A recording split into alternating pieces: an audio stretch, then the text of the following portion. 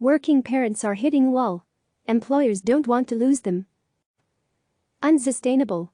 That sums up the fevered pace at which many working parents have been hustling since the pandemic started. They're up and working at all hours to meet the demands of their jobs, while also assuming full-time roles as caretaker, tutor and camp counselor in the absence of childcare and school.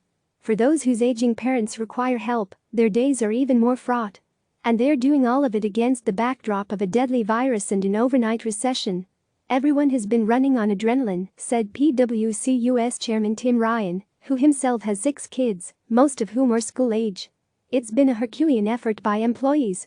But it's one they'll have a hard time maintaining come fall if there still aren't full-time school or childcare options.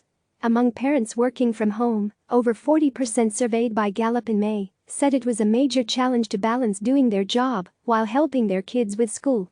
Despite a U.S. unemployment rate that topped 13% last month, employers realize the added responsibilities at home could push some valuable employees to leave their jobs, especially if they are able to take care of the kids while living off their spouse's salary. I don't think there's a day that's passed that I haven't heard concern about talent drain, because in this period, traditional assumptions have flown out the window, said John Bremen, a managing director at HR consulting firm Willis Towers Watson. Interestingly, I've heard far more concern about that than statements that talent is fungible. That myth is very clear to chief human resource officers. The risk of losing good employees may become most acute when employers ask people to physically return to the workplace. To help with that transition, 86% of employers said they are offering or considering offering flexible hours, according to a recent survey by the Society for Human Resource Management. 71% of them said they may allow full-time remote work for parents. And 63% said they may offer reduced working hours, presumably for less pay. Bremen said companies are trying to make accommodations based on the age of employees' children since the demands on parents' time and energy differ depending on whether they have infants and toddlers, grade school kids or teenagers.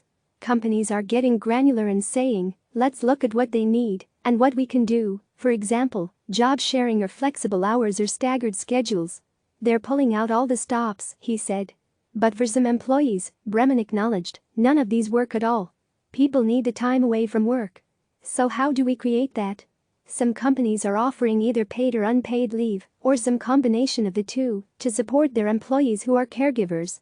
And they've worked to eliminate the stigma around taking the time off, Bremen added. PwC, for instance, has a generous vacation policy on top of paid holidays and sick days. And the firm also offers an unlimited number of family sick days that caregivers can take as needed.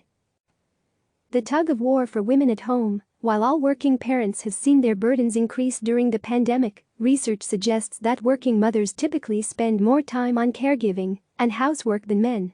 A recent survey from Leanin.org, the Women at Work advocacy group created by Sheryl Sandberg, found that women report spending an average of 71.2 hours a week on household chores and caregiving since the onset of the pandemic, while men report 51.5 hours. Trying to balance family and work at home during a pandemic without help can be especially hairy. It's a constant source of stress that you're letting your kids down. I've had kids crying in front of me saying, "Can't you shut your computer?" said Linda Lautenberg, co-founder of EvolveMe, a professional development company for mid-career women. She and her business partner, Judy Schoenberg, also a mother, say they now often resume work from 10 p.m. to 1 a.m. after everyone else has gone to bed. For them and many of their clients, Schoenberg said, the dominant feeling is being overwhelmed.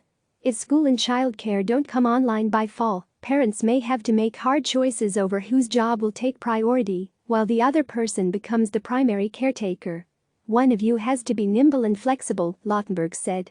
To the extent one's husband makes more money or requires him to be on site for work, it's more likely the wife will take on more responsibilities at home or, if need be, step back from her job, Schoenberg noted. The same can be true with exes. Kristen Carbone, a divorced mother of 2, co-parents with her ex-husband. But Carbone has assumed most childcare duties in this period since her ex makes more money. Her days often start at 4:30 a.m., well before her kids get up, to work on her startup, Brilliantly, which will soon launch a product to help with discomfort from post-mastectomy breast reconstruction. It's a constant juggling of priorities and needs, Carbone said. She's bracing for the prospect that her kids might not be able to return to school in September and anticipating the exhaustion ahead if she has to continue homeschooling or arrange communal ways to share caretaking duties with other parents as safely as possible during a pandemic. Click subscribe to receive the latest news.